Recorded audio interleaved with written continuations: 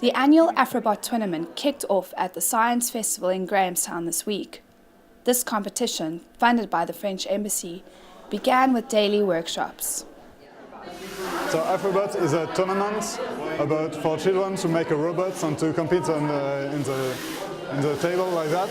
It's kind of a workshop. They have to manipulate it to make themselves the robots. Because we had some people who came at the workshop. They start from nothing 3 days ago, and in 3 afternoons, so just build the robot, assemble the motor, using the wheels and wiring the switch to the power supply.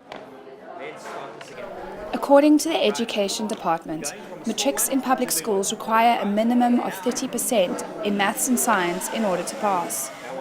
Last year alone, 1 in 5 matric students were not able to obtain marks higher than 50%.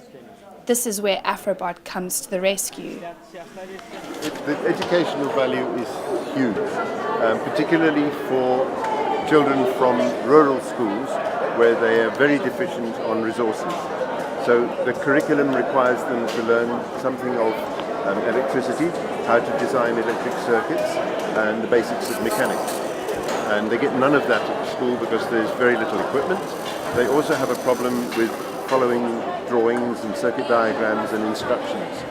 And this project has allowed people with very, very minimal resources to achieve things which they wouldn't possibly have done otherwise.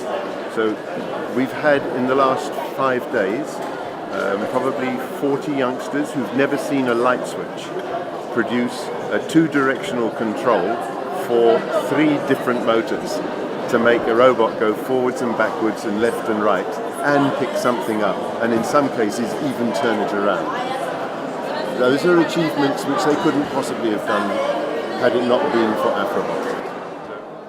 On the day of the competition, after exciting qualifiers and semi-finals, the last 2 teams standing were Team Floppy from Somerset East and Team Lando from Graham College. After drawing the target number, the teams were off to make the same amount using their robots, a dice, and the sums on the board. Team Lando had a great start, quickly tallying up to the goal number, but Floppy's clever arm design and speed was too much for Lando. Time is up. Blue team.